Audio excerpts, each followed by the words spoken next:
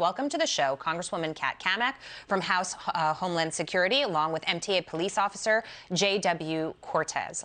If I may start with you, Officer Cortes, obviously the public is relieved that the suspect has been apprehended, but there are so many people who will say this was an absolutely heinous crime that could have been prevented with more police presence on the subway platforms. What is being done to make sure something like this doesn't happen again?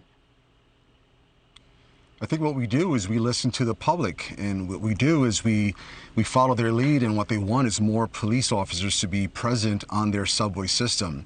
This is an omnipresent effort. What we're trying to say is that if you put more cops out there, the likelihood that this person would have passed it by at least one or two cops, that may have thwarted this attack. And I think what it does is it also sends a very strong message that if you two are thinking about causing us harm, well, guess what? We'll be there. And so this is just another strong reminder at an incredibly high cost that we need more cops on our system and throughout our streets here in New York City.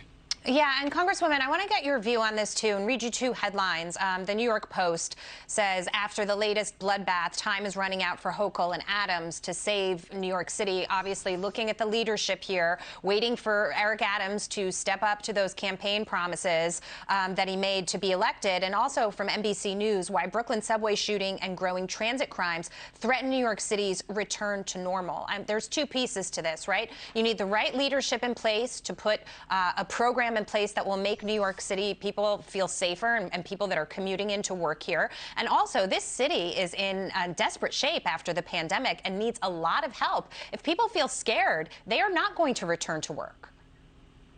You're 100% right, Jackie. You know, those headlines are indicative of where the Democratic Party and these large cities in blue states and blue cities are at. This is where the Democrats, especially in these midterm elections, are going to find themselves in a tough spot. They have been more intent on following a political agenda that is rooted in defund police movement than actually listening to their constituency and following through on the needs of the communities that they serve. And that is going to be a huge reckoning come this November. Eric Adams, being a former law enforcement officer himself, you would think that he would understand some of the trials and tribulations that our law enforcement community goes through. And of course, we saw NYPD being defunded at some of the biggest levels across the country. This is where we need to get serious. If you're going to be serious about tackling crime, you're going to fully fund the police. You are going to shut down our border. You are going to put the resources in the hands of those people that are on the front lines. You're not going to talk about it. You're going to do it. So, yeah, they're running out of time.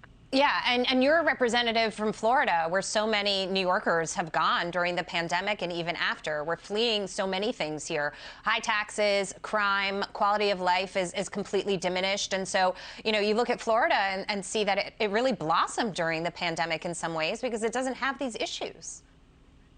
Absolutely. You know, we believe in constitutional freedom in the Sunshine State, and we have a tremendous leader in Governor Ron DeSantis. We think that you as an individual should have the right to uphold the Second Amendment, and we believe in that. And so we have a well-armed constituency here. We have low crime rates. We believe in medical freedom. We believe in all the things that an individual can do when they are granted those rights and they're upheld and protected. That's why we have so many people from all across the country fleeing to Florida, because we are for freedom, we are for faith, we are for families, and that is what people are longing for. Not more lockdowns, and certainly not for defunding the police. Officer Cortes, if I can come back to you, because we've been talking about Mayor Eric Adams here, you know, despite the fact that he was in isolation because of COVID-19, he still managed to make media rounds to address the heinous act from yesterday. What he had to say on America's newsroom on Fox News was quite interesting about the city's soft on crime policies. Let's listen and get your reaction. It's a combination of things. Number one, we need to make sure the laws are clearly stating that dangerous people won't be part of a revolving door justice systems. Number two, we need to uncrowd our courts. Too many cases are not in the courts where dangerous people are not going through our judicial system to serve the time from the crimes that they committed already. And it is crucial. We will do our job as law enforcement. As I indicated, we are taking the guns off the streets. We're taking the dangerous people off the street. It's imperative that every arm of our criminal justice system is operating at its optimum. So the issue that I see here, officer, is essentially that you need all of the pieces of the machine to work together, right? So the mayor's heart is in the right place. The NYPD certainly wants to fight crime, but then you've got a district attorney who's essentially deciding what happens within the court system, right? And he doesn't want to prosecute certain crimes. He lets people out that have a long rap sheet to commit the same kinds of crimes over and over again. So how is it that Eric Adams can stand here and say this on one hand, and then DA Alvin Bragg is operating in a completely different way? If that's the case, we're never going to move forward, correct?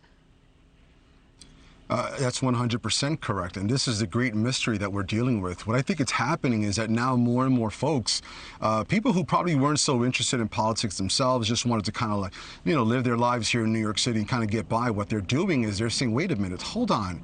You're telling me that this is all being held up not by the mayor, not by the police commissioner, not by anyone else but this one DA, especially in the borough of Manhattan. So I think the more and more people that get involved and are listening to what's actually happening behind these closed doors and how these criminals are just being let out, I think the more and more upset they'll become, the more action will take place.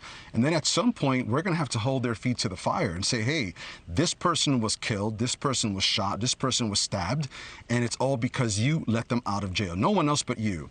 So I think that is definitely bigger than what we probably even understand at this moment. Yeah, and I'll just close by reminding our viewers the governor does have the power to remove the district attorney, so Kathy Hochul could act if she wants to.